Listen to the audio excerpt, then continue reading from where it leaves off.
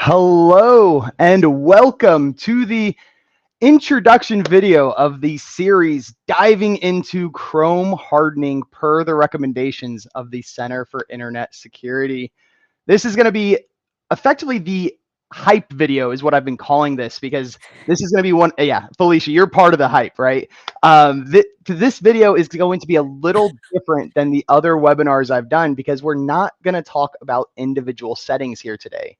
We may, dive into a little bit, but realistically, next week when Matt Lee is the guest, we're going to do our first technical episode diving into the individual settings. But this episode is going to be targeted at presenting the concept of hardening, understanding the high level, how to talk to supervisors and leaders, and whose responsibility is hardening the browser. Why should we be doing this, right? So very high level today. I'm going to probably reference this episode all throughout the entire technical series for people to relay back from. So I'm really excited. And I will also set the stage. We are supposed to have here Felicia King, who I think many of us know in my network at least, but also Charity Otwell. Charity is having some microphone issues and will hopefully join back in a little bit. Otherwise, Felicia, you think you can handle all the spotlight? Yep. Don't think you're ever too nervous for that. So before we get into the topic, I am just going to go ahead and do a little bit of housekeeping. So this webinar here, I'll go ahead and share my screen, get that into the spotlight. Sention is a managed endpoint hardening solution. And effectively, what we built is a platform to automate the remediation, hardening, and all the security settings along with CIS on your endpoints. And to watch these webinar episodes, if you head over to sention.co, we do provide all of these on our website and YouTube. So you can see here an episode we did with Ray, click into that, and it will take you straight to our YouTube page. On top of that, we do have a simple login button. You are welcome to make free accounts and actually explore the solution yourself. An example here, you can see our catalog filled with settings. This is completely free as well. You're welcome to explore this, read about this, anything you want. My favorite part is how you can actually add in the frameworks you might actually care about. So very easily, you can get a crosswalk from security setting from CIS to the relevant regulatory mapping. So again, this is completely free and available for you guys to do. But with that, I will transition back out of housekeeping mode and give the spotlight to Felicia. So Felicia, you have been an early champion of Sention with the market research and just helping us along the way. But more importantly than that, a huge advocate for foundational cybersecurity, hardening, and everything that is CIS. Do you mind just kicking off with a high-level introduction of yourself? Sure. I'm kind of interesting in the CISO space in that our clients range anywhere from 1 user to 32,000 employees. So it's challenging, right? We deal with a lot of complex entities, and a lot of what I talk about from a CISO perspective seems to people look at it and they're like, oh, that only applies to the large organizations. And I can tell you, after 30 years of being in this industry, the revelations that I will share with you are applicable to 1 user environments all the way to these large complex entities. Why? Because humans are humans are humans are humans. So, we do MSP services, full stack IT services, and then we also do technology executive services for our clients. Do a lot of getting organizations ready for sale. Been doing that for probably 18 years. That's not the only vertical we support. So, and the big thing there is you're talking about working with these small companies all the way to the 32,000, and this concept of hardening is no difference, no matter the size, right? Right. It really, from the conceptual standpoints, it's all the same thing. The differences really comes into how intense the reporting is, right? Does everybody need security? Yes. what level of reporting do you need for security from a compliance perspective becomes one of the variations in the differences, right? Because risk mitigation is risk mitigation. It then becomes a matter of how much regulatory compliance reporting do you have to do, right? That's very different, whether it's CMMC level 2 or SOC or ISO 27001 versus none of the above, right? Those are just different. Those are different. Absolutely. I want to kind of start this whole thing with setting the stage on a very important concept. And that is that if a business owner or an executive leader is grumpy about their IT service provider and saying, I don't understand why they don't do the blah, blah, blah, blah, blah, blah. Okay. So it comes down to this. If the staff of a company, for example, are not using the company provided password manager, but the IT services provider has offered, has implemented, and there is licensing available. Okay, so basically all the wheels are greased. Mm-hmm. Is that the IT service provider's responsibility? Or frankly, is that the IT department's responsibility anymore? No, it's not. Getting user adoption of security policies is an HR management function. There it is. The general workflow in every business needs to be first, when every employee walks in the door that day, they need to understand whose name is on the door of that business. Those are the people who set the policy. When business owners or executives allow situations where employees are deciding what they're going to do or not do, then the employees are running the business, not the executive management team. And I see entirely too much, and I'm going to just be very bold in some words.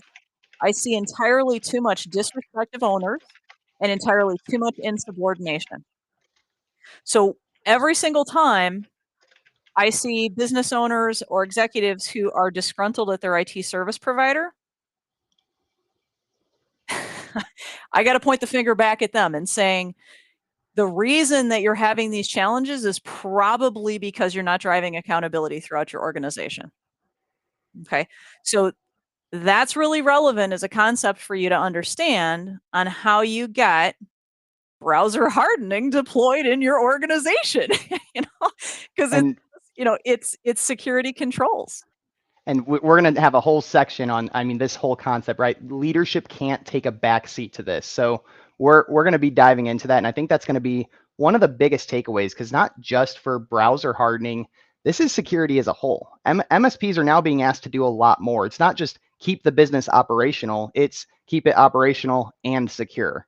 So this whole concept of executives taking a back seat is something you've really preached on, that just can't happen anymore, especially. It doesn't work. Frankly, it's never worked. I've never seen it work once in 30 years. Yep. Yep. And it can't be like, oh, that's an IT problem. No, I'm sorry, that doesn't work either. Yep.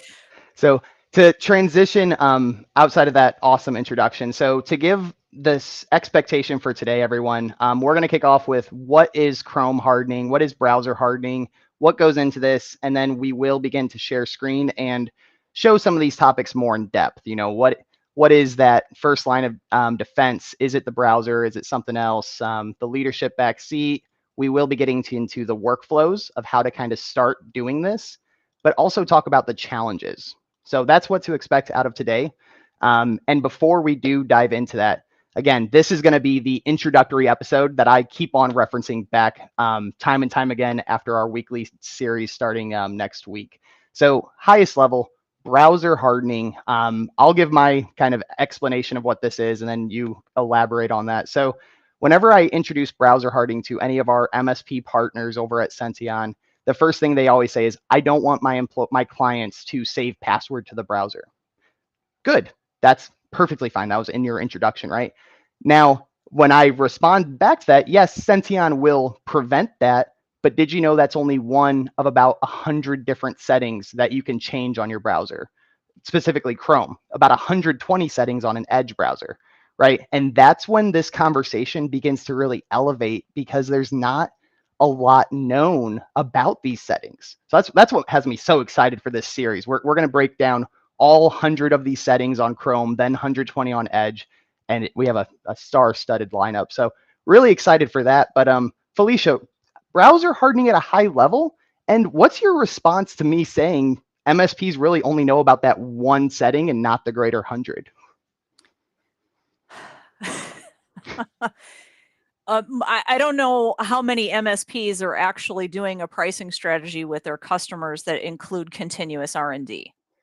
And because continuous R&D, it's a thing. And I think that this is also part of a paradigm challenge that most clients have. Like a great example of that, look at Microsoft 365 tenant. Stuff is always coming out. New features are coming out. Changes are happening in the way that conditional access works.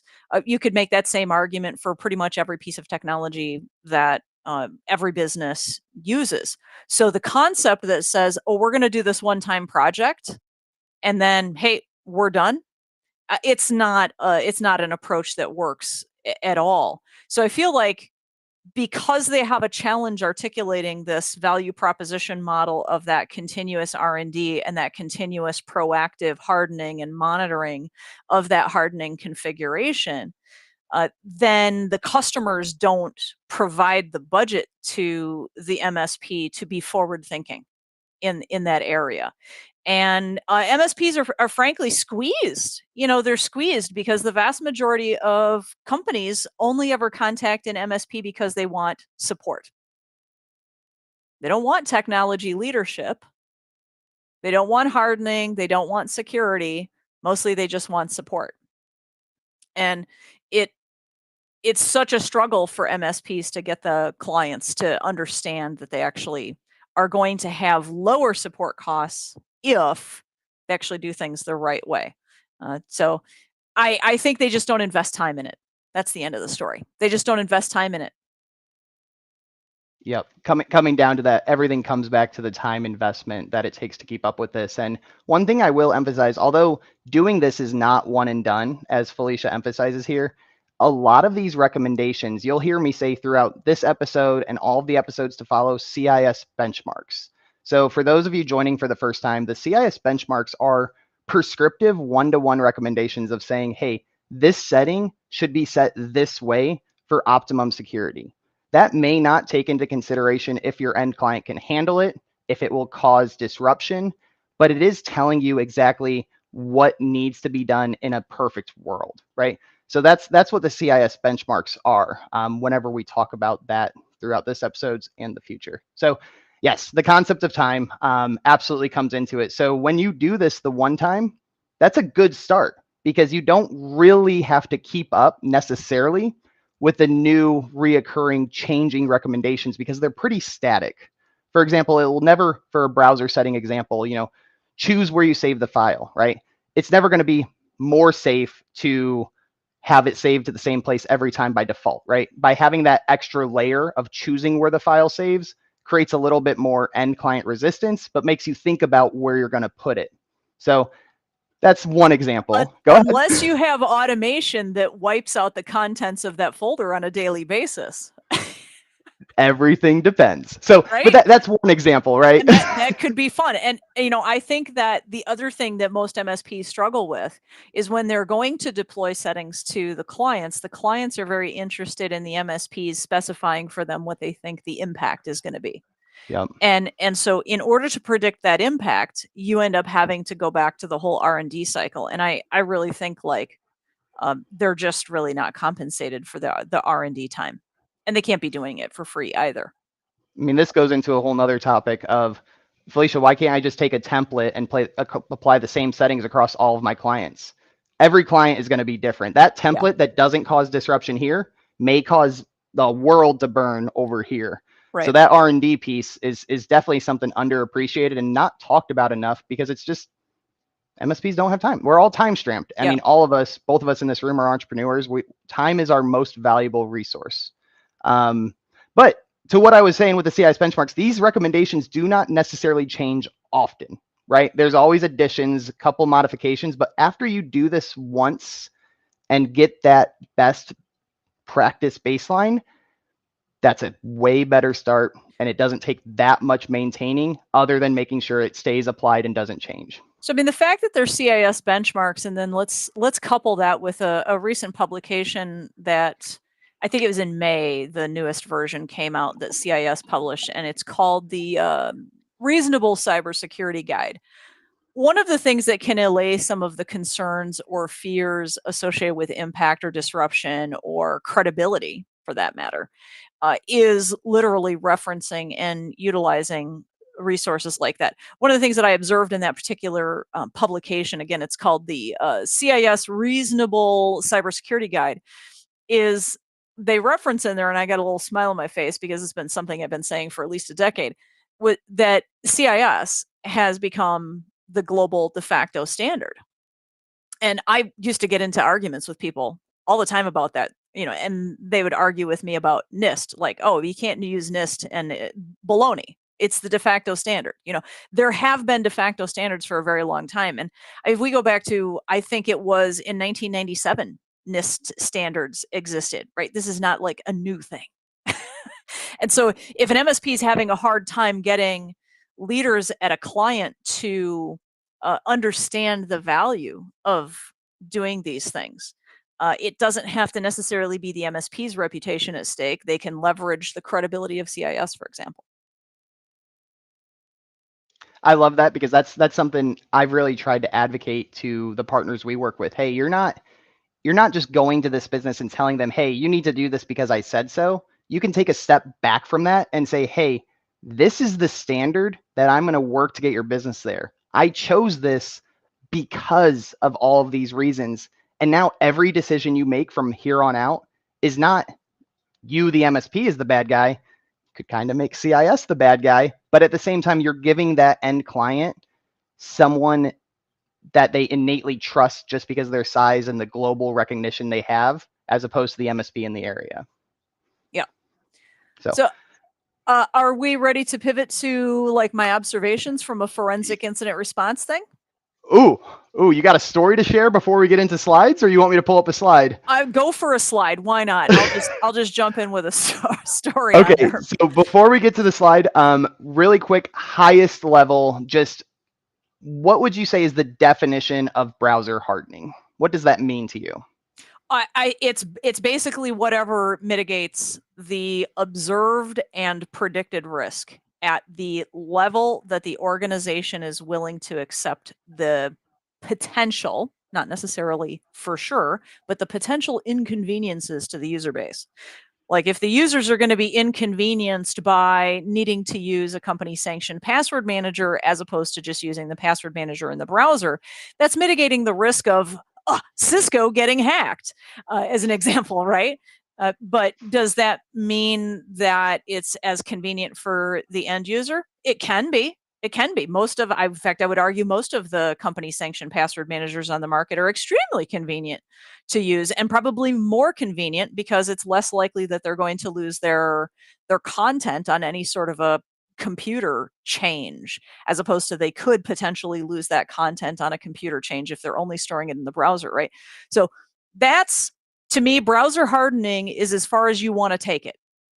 And it's as far as you're mitigating the observed risk in the client environment that they're willing to mitigate. I like that you included the client in your definition. I think that's one thing a lot of MSPs in general, and even vendors when they're selling their solution, don't always talk about what is that end client impact. So awesome definition, spot on, all about risk and what you can handle. So with that, one more thing. No, go ahead. let's kick into that first slide, and let's talk about, is it the first line of defense, or is this the weakest link, right? This is probably going to be dependent on what that MSP or what that business has done so far. But I mean, Felicia, is the browser really the gateway to criminals? Is it this pinnacle piece of software that needs to be secured, or should this come, when I get around to it? I would say it's probably in the top 3 or 5. The number one thing that probably should be hardened would be the identity provider. So in the instance of most organizations, that is going to be Office 365, Microsoft 365, and Entra ID as the identity provider. And you really need to harden that down, and that should be your number one objective.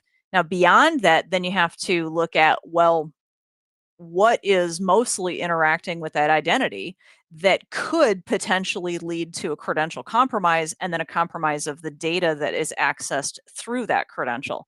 And guess where we're at? We're at email and browsers, right? So I've seen credential compromises. So we do incident response, as I'm the incident responder for clients. We also do incident response. And I've absolutely seen in the last 24 months, probably over 95% of the issues that have cropped up were all from some browser. Now, the sad thing is that sometimes it's an insecure browser on a mobile device, an unmanaged mobile device, a browser that wasn't patched, or things like not establishing policies around what extensions can and can't be included in the browser, right? That's another one of those decisions you have to make, is saying, are you going to use something like Intune to mandate and to automatically deploy extensions to a browser? Or are you just going to create a sanctioned list of extensions that the end users could potentially install? But of course, then the rest of it comes down to, you absolutely have to be exceedingly thoughtful to token compromises, and there's some hardening that can be done there, as well as, let's just manage all the stupid files. And the extensions are just evil. I mean, I've literally seen extensions be the causation for credential compromise going back 8 years. So if people aren't managing that, it's just, it's ridiculous. And then, okay, I'll take it one more step. Where's your policy? Where's your employee acceptable use policy that says you can or cannot access our company resources on certain devices? And not just having the policy, but you have to have the training, and then you have to have the technical controls for that. Like, it would actually be fairly straightforward in a lot of environments to just say, oh, guess what? Your personal computer at home, nope, you can't log into your M365 account with that. Or like your mobile device, your personal mobile device, nope. Even if they're using a sanctioned app, it's not a sanctioned device. These things are all possible. And I think that doing that type of thing is equally as important as browser hardening, because you're then ensuring that the credential that is the access vehicle to all of the candy store is locked down to being accessed only from the environments where you have the technical controls to mitigate risk. That's perfect. And you said one thing that I want to expand on. You talked about where that browser is accessed from, or what type of endpoint that browser is accessed from. So do MSPs have to create a different baseline depending on what device they're signing into, or are these settings static across all access points? Well, I mean, in my fantasy land, there would also be a policy around what browsers are used for what. Yep. And that there needs to be a policy for what types of operating systems are going to be allowed to access the environment. I mean, if you're going to allow Apple computers in an environment, there is an additional cost to that, because that's a variance that you have to accommodate. If you're going to allow Safari as a browser, now you have to go through a whole nother R&D testing process to find out, okay, are our technical controls around securing Safari acceptable? Or is it something where you just establish a policy that says, nope, everybody gets a Windows computer and you're only going to use Microsoft Edge, suck it up, cupcake? And all of those decisions have a financial impact, because it involves more R&D, more testing, more training. The simpler that you can make something and the least things you have to include in the standard, your total cost of ownership goes down. And one thing I want to shout out, CIS does have different recommendations based on the browser. So very much, if you're able to choose just one browser, I think that does limit the amount of R&D that goes into this. And I would think Felicia and I both recommend, try to keep everyone to one browser, but you don't always have that control with your clients, right? That's not always possible. But You know, that the challenges that we used to have that we would solve by utilizing multiple browsers, a lot of those challenges are now resolved because most of the browsers are all Chromium based. That's actually a really good point. We're researching that right now because a lot of our partners have asked, can Sentient also harden Brave, right? CIS doesn't have publicly published recommendations on hardening Brave, but they have Chrome, hence Chromium. So that is something we'll be talking about later on as well. Since we're on a browser show, let me add a couple more browser related items. So one of the big things that we used to utilize, and we still do from like an IT systems management perspective, but I wouldn't really advocate this necessarily for end users, is that you used to use, we used to advocate to clients to use different browsers for different functions so that they could have identity separation, right? So if you're going to be like, here's your work and school account, and then here's your personal account, then at least you would have identity separation. And there would be less of a probability of like a Cisco-like event where somebody's, logging into the same browser with their work and school account and then their personal account, and then these things cross-pollinate. I think it's much better these days to just say, guess what? If you got personal stuff to do, you got a mobile phone, you got a personal mobile phone, that's what you should use. The risk profile to the company is entirely too high because when poo-poo hits the fan, the company, the employer, is the one who pays for the adverse financial impact of those decisions. So I understand the idea of I want to be hip and cool and accommodative and be a nice, fun place to work. But none of that actually translates to compensating for the vast adverse financial impacts that come from excessive accommodations. Absolutely. And Tim Schnur has a good comment here, right? These default settings, right? They're not made with security in mind. So when you just have a browser and you haven't set it up properly, whether that is doing the additional steps of identity and whatnot, but in the scope of hardening, right? That's just a screen door compared to a hurricane green door. Which would you rather have, right? I mean, any additional? How do you feel about this metaphor? Is it spot on? Anything that helps executive leaders that are not technical understand a security related concept in terms of a business value proposition, thumbs up, double thumbs up, triple thumbs up, and I think sometimes when you're talking to some executive leaders, you just kind of got to keep trying to find a metaphor that resonates with them. Yep. All right. One of the other hot takes that we kind of discussed about was BYOD being dead, Felicia. I'm not sure the overall world would agree. But at the same time, from a security perspective, I think it has to be dead. But elaborate more on this. I've already touched on the fact that I've literally done forensic incident response and associated with breaches that occurred directly from an unpatched browser on a mobile device. Okay, so how much money did that cost to the employer? Wouldn't it have cost the employer less money to simply have a viable procurement policy? This is exactly why you need a technology executive. Procurement policy with regards to anything that has to do with technology should not be in the CFO's office. That should be a CTO decision. So doesn't it cost the company less money to simply say, okay, you're a salesperson, we want you to have a company sanctioned mobile phone, and then we're going to then provide that device to you, and there's not going to be any complaints or disgruntlement about what we can or can't do to that phone, because guess what? We own it. And then you have a policy that says business calls, this device, personal stuff, your device. Okay. So you create this kind of Chinese wall of separation. And I'm sorry if it inconveniences people to have two separate devices. This is the world that we live in today. So I think the risk profile to a company is entirely too high, and there's too much friction to them being able to get the technical controls and process and policy controls in place that they need when they don't own the device. Yep. So do you think this is actually happening in reality? Is there a trend of less BYOD, or this is something that needs to start being talked about more? There is a trend for less BYOD. However, here's the major gap that currently exists.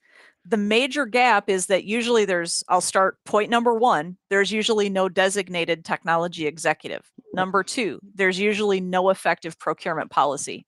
Number 3, usually the CFO just decides they're going to negotiate the contract with the cell carrier. So then number 4, they decide, oh yeah, hey, we need, 200 iPhones. Okay, wait, you should have never bought the iPhones from Verizon. No. If you would have called me as your CTO, I would have told you first you need an Apple Business Manager account. Then when you place the order for the phones from whoever you place the order for the phones from, they need to put those devices in your Apple Business Manager account because it is a nightmare to try to rectify that discrepancy after the fact. And so we have a fundamental paradigm problem that's existing in most organizations. There's no technology executive. Yep. And if there is, they don't have the authority to establish policy.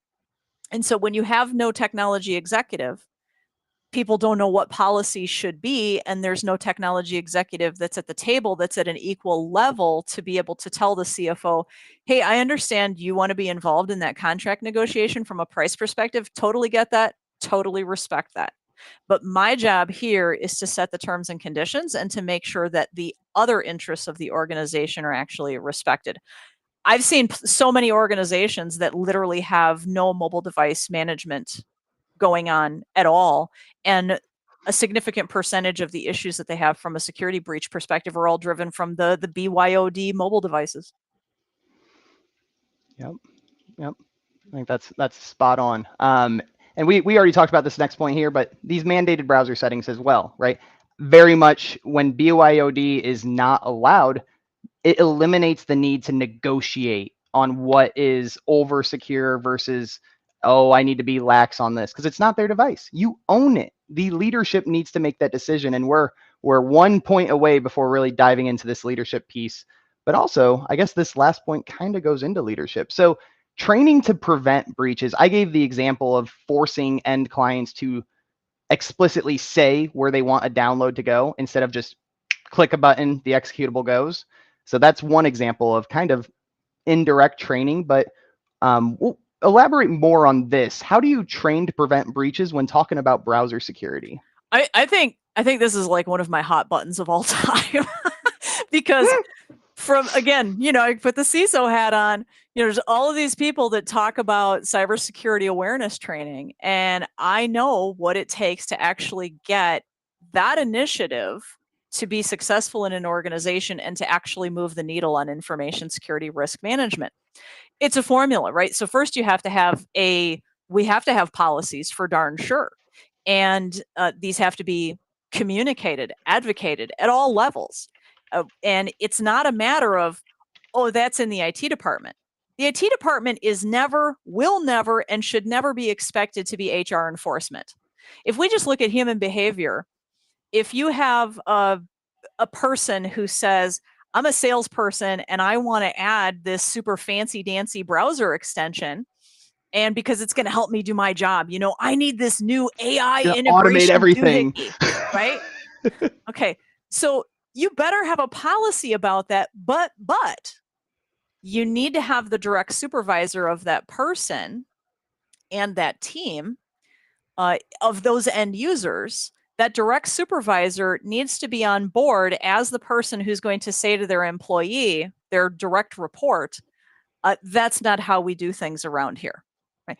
An executive saying that, Felicia? I don't understand. Oh no, I'm talking about a line manager. A line manager needs to say that. Even more front facing or frontline facing, right? That's right. So whose responsibility is technology? I mean, this is everybody. It's everybody, right? So one of the things that I'll do is I'll sit down with various HR managers and I will say, help me understand how I can help you, right? We give you all of this training and help me understand, what you struggle with.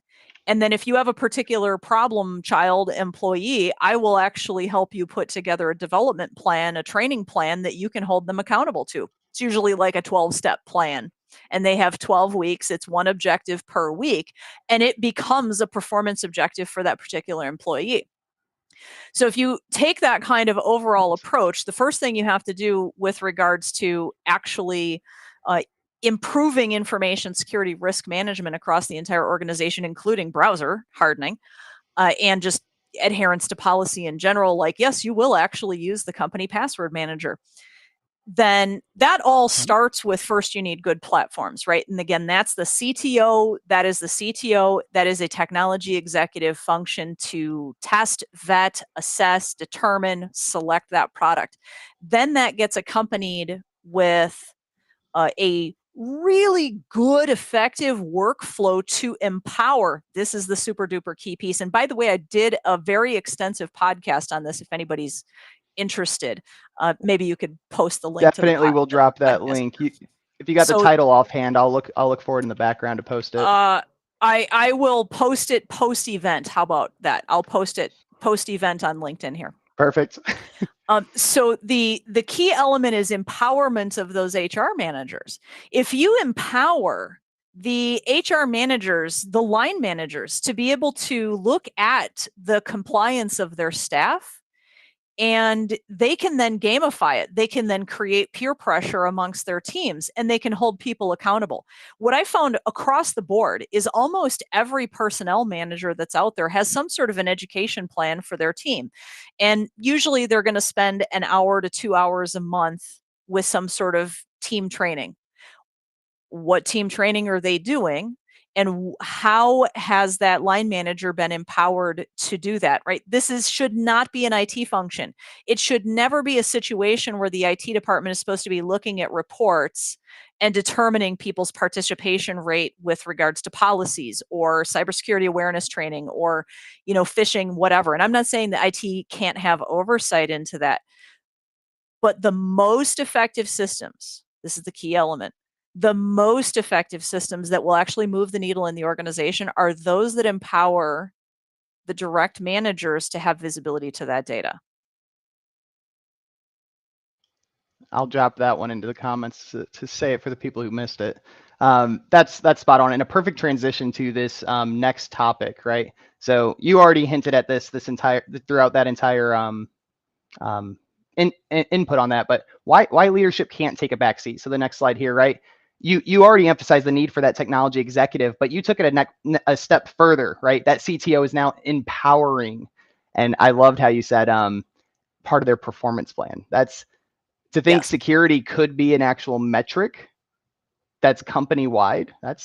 Well, a very simple example of that is, the company pays employees to work on digital data. I don't care what it is. Is it your sales list? Is it your financial records? Whatever it is, right? It's some sort of digital data. That digital data is part of the intellectual property and it's part of the data assets of the company. The foundational thing we have to have end users do is store that data in the right place. And then they have to handle it properly. Well, how on earth do we do that if there isn't an accountability to drive people's behavior? Like, no, I don't want to see all your stupid files saved on the desktop. You need to stop that bullpucky. Stop that. Use OneDrive. I'm going to share a story with you that I find just so completely hilarious. And it's that an end user put in a ticket that said that I need my VPN to work. And when I started to inquire, why the hell are you using VPN? You don't need VPN. They're like, oh, well, I need to RDP my work computer so that I can get to my data on my desktop. Now, just for the record, the OneDrive data, the desktop is synchronized in the OneDrive data. Okay, so Dude Meister actually had a company provisioned laptop. I kid you not. Dude Meister didn't know that the data on his desktop, on his laptop that he used for work from home was the same as his PC in the office. And nobody in the IT department stopped this. Okay. This is why you have to have a technology executive that is going to reach into those tickets and say, what crazy town is going on here? Well, you can see so much pause. about the craziness in an organization by looking at the tickets. Let's pause that and almost switch gears. Does that not get into productivity and security making money? That's right. Well, here's the other thing. Why did Dude Meister have two computers? Why was the company paying for a second computer for him, supporting a second computer for him, patching it, encrypting it, vulnerability assessing it, hardening it, yada, yada? Why? Why does Dudemeister have a second computer when he had a company laptop that technically probably would have created less confusion for him? That's also a very good point. If they don't understand the technology in front of them, why give them more? Yeah, right? Yeah. Like literally, I can tell you that in any week, the majority of the tickets that we see in co-managed environments, we just for the record, we don't have this problem in fully managed environments because we've already corrected the cultural problems. But in the co-managed environments, the majority of the support tickets that we see on a weekly basis are completely resolvable by the end user if the end user would just look at the provided training or the provided knowledge base. But when the company leadership does not make investment in the ongoing education, the training to effectively utilize the technology that the company's already paid for, right? When executive leadership doesn't establish that as a priority, then the staff don't make the time. And here's what's really hilarious about it. I've literally gone to some of these sites and I'll be sitting there at the end of the workday talking to the staff at that location. And I'll be like, yeah, so is the end of your workday typically like this every day? And they're like, oh, yeah. I'm like, so what you're basically telling me is you've got a good solid 15 minutes at the end of the day every day that you could be investing in your own understanding of how to more effectively utilize the technology that the company's already provided you. And they're like, oh, yeah. Yeah, we could. But until their HR manager makes that a theme song, until they're actually like establishing that as a priority, nothing's going to change. I mean, let me ask the question. Is there too large of an assumption that every employee knows how to use the software they're allocated? I think you should make the assumption that out of a company of, say, 500 people, you might have 5 people who know how to use the technology that the company has provided. That's the assumption you should make. A company investing, or even, I don't know, almost like a new MSP offering to create a knowledge base of their assets and how to productly use the assets. We literally do this. We You're have already doing this. Our knowledge base is ridiculously extensive. We also have been for over a decade providing productivity training on demand. And we do some of our own training courses and they're just recorded. They're on demand. It's ridiculously cost effective for the client. Is this only on the software you support, or is this every software asset that the company has?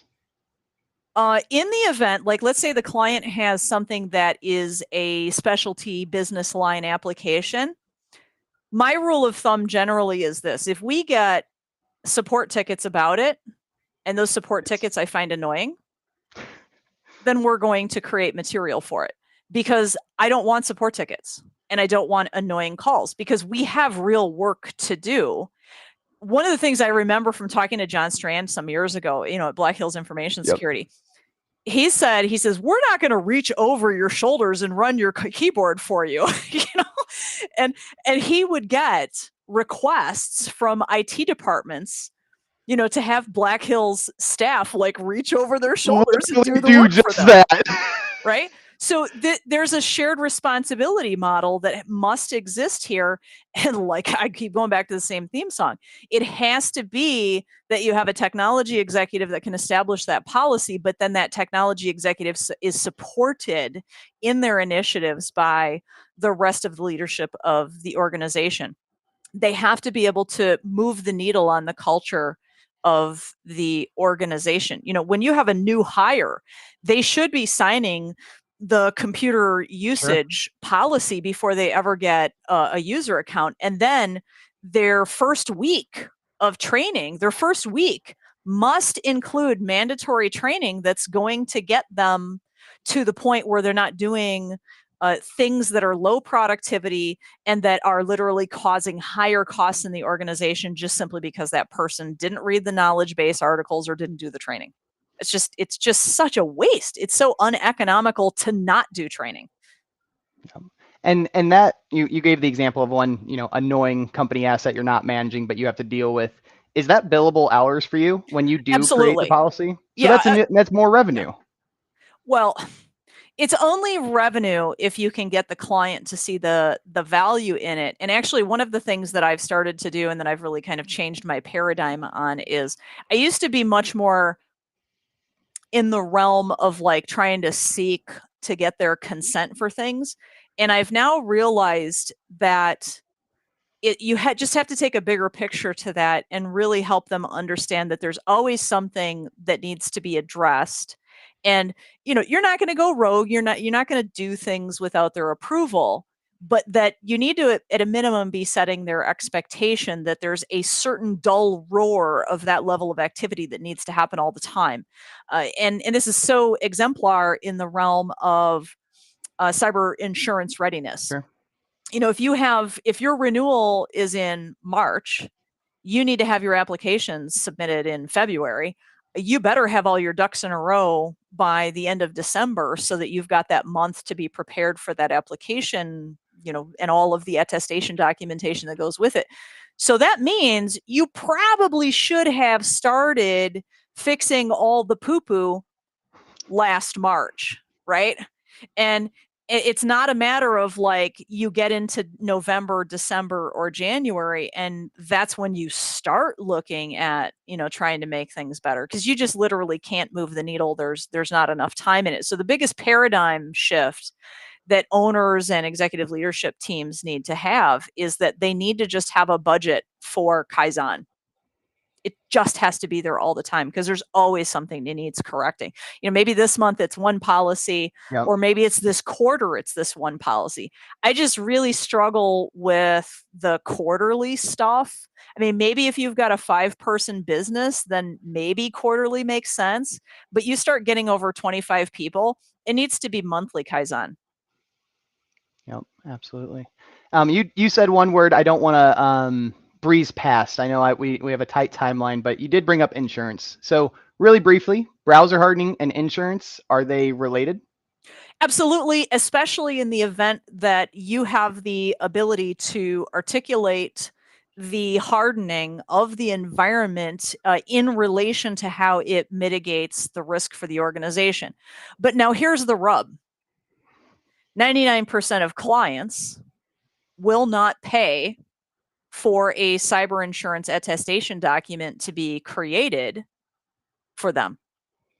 The vast majority of clients will just lie on their insurance application.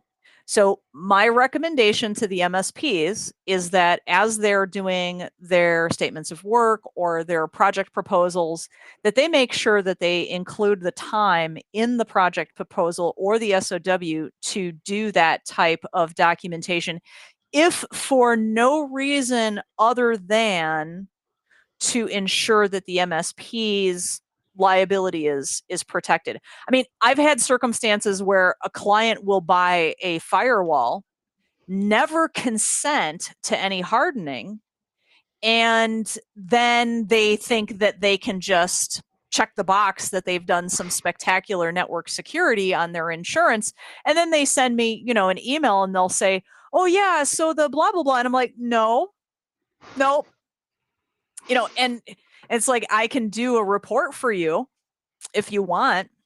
So there's a lot of paradigm shifts that are going on, and I have to say, I used to be, maybe like 6 years ago, I used to be a bit of a security purist, and now I'm absolutely not a security purist. I'm kind of the humanity realist, having been so deeply involved in Humanity realist. I love yeah. it. Yeah. And it comes from being so deeply involved in dealing with real humans in a wide variety of uh, complex entities, non-complex entities. I mean, even some of my most favorite clients have got challenges, that are impediments to them making improvements in their business. And that's why I reject so strongly a lot of the Pollyanna hopium that I hear presented out there about how easy things are, because it's not. We're dealing with humans. Yeah. All right. I think that was a good takeaway on the leadership needing to be there. We didn't necessarily dive too deep into why co-management IT is not really optimal, potentially dying. Well, let me just I can address that real quick. All right, real quick. Real quick. It comes down to human behavior. Okay. There it is. If you're a secretary, right, or you are a sales guy, you think I'm going to contact my IT department. Sure. Now, what does the IT department do? Well, they want to be in charge. Their ego is involved. 99% of the time, they won't escalate things that should be escalated. They won't talk to the CISO. They won't talk to the MSP or the MSSP about ongoing issues. And unfortunately, quite a lot of the time, the IT department, the internal IT department, does the wrong thing. And so it doesn't matter if you have a roles and responsibilities matrix, and it doesn't matter what your contracts say. We have to deal in the realm of real humanity. So I'm currently of the opinion that co-managed IT doesn't work. If we encounter a client that has an internal IT department, my offer to them basically is let me hire your IT department so that I can actually help you. Because otherwise, I don't have HR management authority over that staff. Yep. And it doesn't matter if I write policies, I can't discipline them for lack of following them. And when I find them violating your security posture and literally causing you problems, I can't fire them and I can't discipline them and I can't put them on a performance appraisal, a performance improvement process. Right? So it all comes down to accountability. It's just like what we started this entire conversation about was about accountability. And that's why co-managed IT doesn't work. So it's not necessarily because the end employee, the user of the device, doesn't know who to go to for questions. It's simply the culture cannot be made nor enforced by two entities not working hand in hand necessarily. Correct. Somebody has to own the technology and they have to have the authority to do so. And when you got internal IT who thinks they're the king of the rodeo, but then the owners of the business have actually designated an external technology executive and have designated that the MSP is actually in charge of security. This is what you got. And you know who loses? The business loses. Yeah. Perfect. All right. We got two more topics. I think we'll be able to cover them both at a high level today, but everyone here watching, obviously you're going to take it away from this and you're like, holy crap, I need to actually do this, right? It's no longer just that one important policy of not allowing passwords to save to the browser. It's the other 100 on a Chrome, other 120 on an Edge, right? And where do they begin, Felicia? I mean, we have 3 points here on the slide and only about 8 minutes left. So really, what should the audience take away from today's webinar? And what's the workflow to get this started at either at the MSP level or the end client level? What I've done for years with regards to security settings is, your clients and you can make an impact assessment with regards to the changes, some of those changes. And so if you can implement some changes that literally just won't have any impact at all, then just do it. Right? Do it. Don't waste time trying to get approval for something that you know is going to improve their security posture and it will have no impact to them, or, it's just not going to cause anybody any heartache. So start there. And I just call that the low hanging fruit. The next stage should be the things that are the big attack vectors. Browser extensions is one of them. Passwords in the browser is another one. Nail those two things down. I mean, all you got to say is, hey, Cisco got breached because they had passwords stored in browsers, right? We can't be having that. And then all you got to do is look at all of the breaches that have happened for all the previous years that were associated with some sort of an extension that was grabbing tokens or grabbing credentials and then, doing naughtiness. I would really drive home the fact that the identity provider needs to be hardened. So if there's any clients that haven't allowed you to do really serious hardening on M365, this is now the time to do it, because we can harden the browser on the managed devices. But if you have dog feces for security in M365, well, then they can just access that account from an insecure device.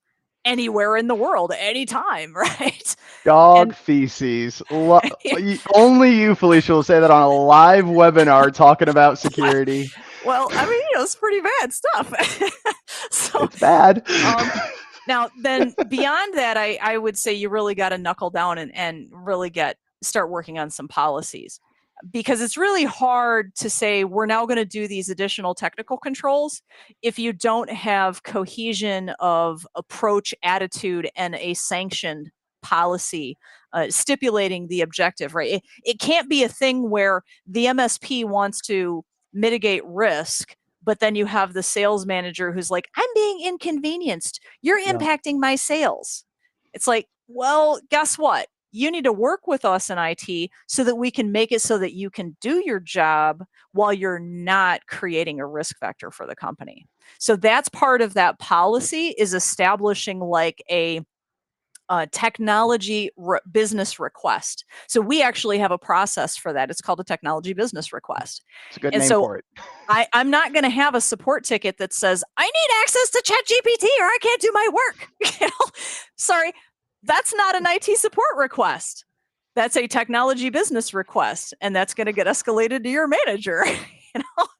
Yeah. Right? It's when like the manager has ownership, and it is a team responsibility, right? There's scenarios where the manager will never even hear that was requested, or oh it will yeah. never even be requested. Well, in the complex entities, you'll have situations where this department wants to use one technology and another department wants to use another technology.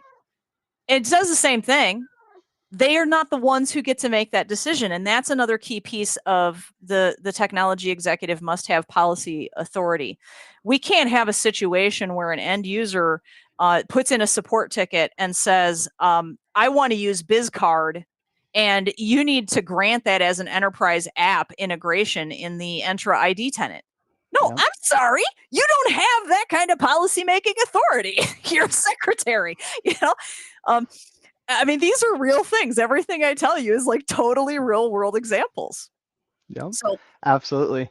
And the one thing I want to add as well to this workflow discussion, right? Everything we're talking about here today, of course, we built Sension to automate a lot of this and make it a little bit more feasible for the staffs that don't have the time to go through this workflow.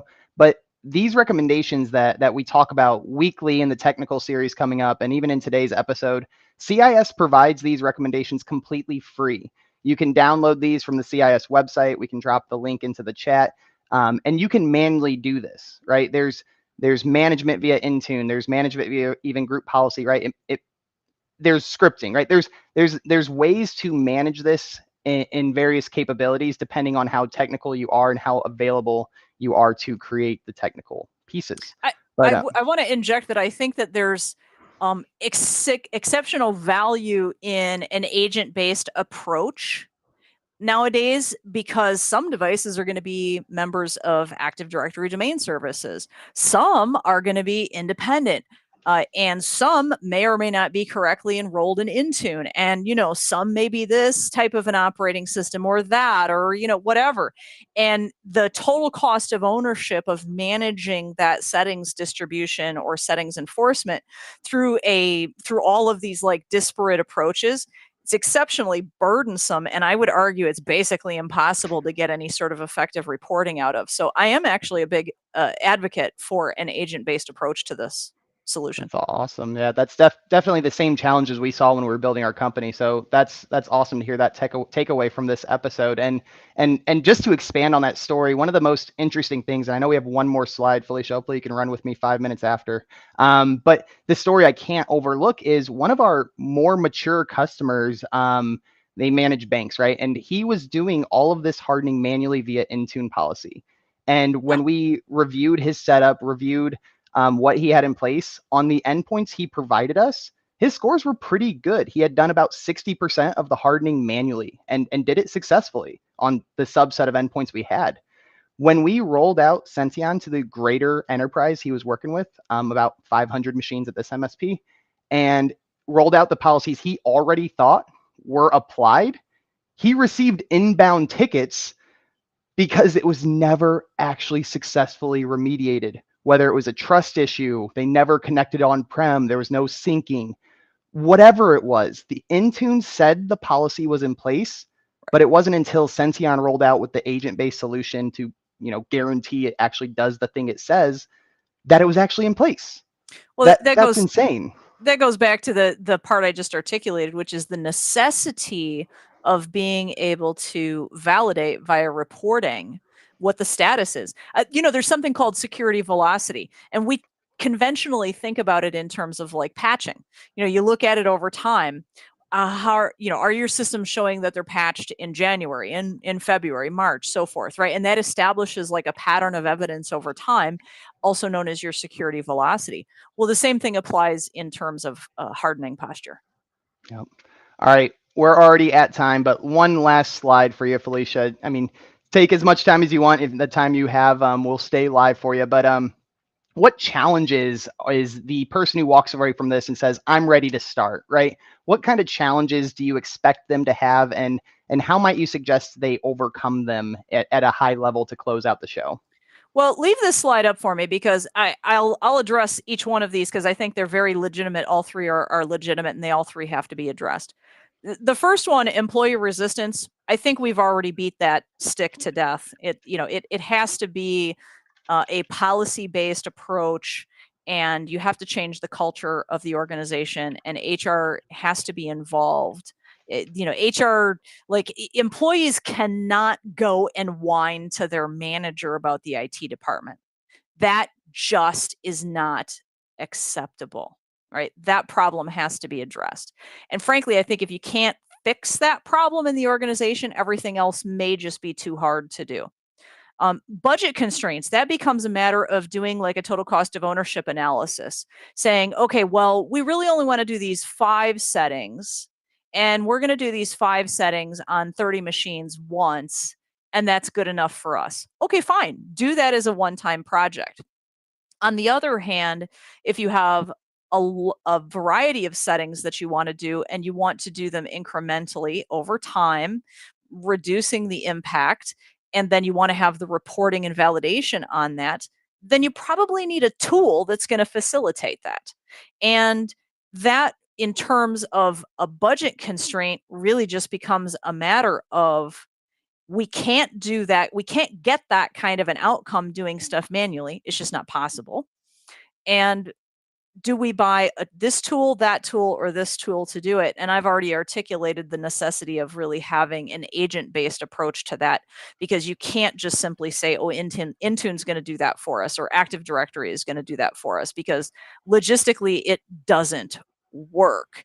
And I don't think that you can necessarily use something like SaltStack to just deploy the settings. I mean, you could, but where are you getting your reporting? And then what assistance are you getting with regards to getting all of those CIS controls in there and staying up to date on it and getting any other support and advice on it? I don't ever want to see the IT department or an MSP kind of having to wing it on their own, which is unfortunately what they end up doing sometimes when they don't really have any sort of vendor support.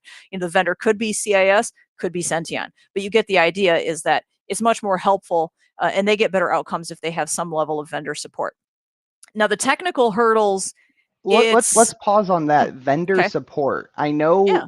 and I know we're over time, but really quick, talk to us. What's your relationship with vendors, Felicia? Do vendors want to help support their solutions, or does it depend? So I do vendor risk. I do vendor risk assessment all of the time, and I think I'm very fussy about my vendor risk assessment because vendors can either help you make money and help you deliver outcomes for your clients, or vendors can make your life a living hell, and which turns into an incredible total cost of ownership, and it actually causes reputational damage, with your clients if you have bad vendors. And I think most MSPs have a policy that says that they're not going to support equipment that doesn't have a manufacturer hardware warranty. And that's completely reasonable because the MSP can't be doing like warranty repairs on a piece of equipment for no warranty contract. So the same thing has to apply with, really, as far as I'm concerned, just about everything else that the MSP does. So if the MSP is doing training, what is the support model for that, and where do they get their support? If they're doing hardening, where are they getting their support for hardening? If I look at it from a business owner perspective, I would much rather do business with a vendor who was going to be able to provide escalation support to one of my engineers, as opposed to me being the escalation support and being the one who has to do, all of the R&D. So I think that then the MSP has to simply look at it in terms of, how do I articulate that value proposition to the clients? And one of the things that is probably a tad bit of my hot button is that there's so much chit chat about vulnerability management, but they're really focusing on patching and patching and patching and patching and patching. And I would much rather say, let's actually do vulnerability management by just using secure configurations to begin with. And every cyber insurance policy that I have seen that is over like $1 million in coverage, they'll give somebody with, a pulse and some breath, a $500,000 cyber policy. But you start getting up to something, $1 million and above, they really want you to actually be saying, do you have a standard for secure server builds or secure workstation builds, right? Still, the insurance companies are not yet that sophisticated to say, we're going to define vulnerability management by actually secure configuration management. Oh, it's going to be a fun time when they do. And if the insurance companies are listening right now, oh, please do add that, because I swear, if they're looking to reduce their exposure, there's probably not a single more important thing that an insurance company could be doing is literally like requiring a business to produce an annual attestation report of all of their assets that says, yeah, actually, we're not lying sacks of dog feces about our security posture. Here, we can produce a report that actually demonstrates our stuff is encrypted. Our users don't have local admin. Our browsers are secure. Sorry, I'm ranting, but like, this is really important stuff. We're doing another episode on your relationship with vendors, because this opened up a window I didn't expect to go down, especially 5 minutes over already. But we will be having you back, because I love where you're going with that. So, all right, button that up. You got one more point, and then I'll wrap us. The technical hurdles is the element of just getting these settings deployed. And you can definitely make an argument for having like a weekly newsletter or a monthly newsletter. I would prefer it to be I don't want to say every organization should have a weekly newsletter. I think some organizations do need a weekly newsletter. We can just simply use an example of look at how effective weekly cybersecurity awareness training is compared to monthly. Yep. Okay, so that's my strong example of it right there, is you can see a clear delineation and efficacy with that. And so I'm a big advocate for that weekly IT newsletter. This is what's going on. We want you to be aware. We've had 5 tickets in the last week for people who didn't know how to use the phone system. Just want to remind you, there is a user guide in the online knowledge base. You could do stuff like that, or you could say, hey, just, FYI, we're doing security improvements and it may have an impact on, blah, blah, blah. Don't have a heart attack. Go ahead and put in a support ticket, use a different browser, whatever your messaging is that you want to have to try to soften the blow and to try to make it so that people don't feel like they're caught off guard. Or notice I'm not saying you're asking for permission. Okay, this is not a matter. You're not asking the end users for permission. That's not what's happening here. By doing this sort of proactive communication, you're also putting the line managers in a position to say, hey, this is what's going on. Suck it up, cupcake. I actually want to take that. I like the weekly newsletter, internal newsletters with even a security section or its own designated newsletter for IT. Now, I would take it a step further. You as IT know what the inbound tickets are. Is it the phone system? Is it the browser? Is it OneDrive, right? Why not in that newsletter say, here's the most common tickets this month. Take a Yeah. poll on which ones you relate to the most. And then at the end of the month, host a webinar about internal usage of that tool, right? Oh, Now you're, I don't know that anybody's got that kind of time, dude. it is a valuable resource. I don't think anybody's got that kind of time. And besides the fact, I think that those training resources already exist. It's just, I look at like what Watchguard does that I've always felt to be exceedingly valuable. And that is that Watchguard puts out, it's like every other it's maybe twice a month or at least once a month, they put out a newsletter that is, the top support tickets and, other, and here's some new I like content.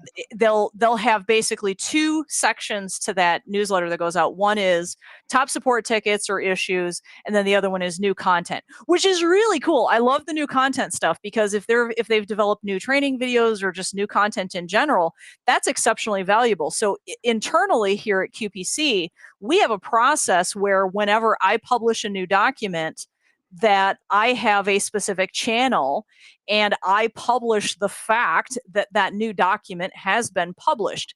The communication of the fact of this new thing's existence gets communicated to the entire team. Now, this is also where it's really cool. Let's say I hire a new person. They have access to the entire history of those things. So if they wanted to scroll back the last 3 months of notifications and go like, oh yeah, I just want to look at what were the documents that were updated or published in the revised, whatever it is in the last 3 months. Bingo, it's there. Accessibility is key. That is absolutely perfect. Only 10 minutes over this time around. We will be, there's so many episode topics we can get from this. Felicia, I think I'm gonna probably add you onto a panel from one of these ideas because I think me and you alone, we don't budget time well. Maybe a panel will keep us on focus, or it'll make it worse. Anyway, I don't know, or maybe you just need to do more of these. More of these. And my goal is 2 a week starting in July. I want to get to. So I'm actively sourcing amazing topics and amazing guests. And Felicia, thanks for kicking off my efforts to do more webinars. All right, let's pull up this final slide and wrap up. So as I shared, this was the introduction hype video talking about browser hardening. What the hell is it? Who needs to buy in? And everything about it at a high level. So starting next week with Matt Lee, every single Wednesday, we will be taking about 10 to 12 of these settings to secure a Chrome browser and diving deep into this. What is this setting? Why is it important? How do you tell your end clients they have to do this, right? Or which ones can you accept the risk of? And what do you do when you accept the risk of something, right? Maybe document, right? And the only way we can really continue to do these completely free, again, we're not getting any kickback for doing this education. So please head over to the YouTube channel. We'll drop the link into the chat, but smash the subscribe button, right? That's what I've always wanted to say. That's the only way we can really do this and make sure people continue to get value. The last thing I'll leave you with as well, Sention is automating this, as Felicia advocated for. An agent is valuable to get this done, but there are manual ways with scripting Intune. It's just a little less reliable, right? You accept the risk you choose to accept. And you can take advantage of our free webinar offering here. Go into sention.co. There is a login button at the top right, and you can sign up for a free assessment. Toss in the keyword settings webinar, and we will toss you free reporting. So very cool, everyone. Yep. I just posted for you, and maybe there we go. Post I'll for drop everybody that in there. The link to that particular podcast, and I would love it if everybody would follow my podcast as well. I'm not making any money doing it, but I do enjoy people's feedback where they give me likes and such like that. It's pretty amazing. It's followed internationally. It really is great doing stuff like this. The security world is never going to move forward if we don't talk to each other more. So Felicia, as busy as you are, as busy as we both are running our companies, thank you for taking an hour and a half out of your day and being here for this educational session. Sounds good. Thanks, Zach.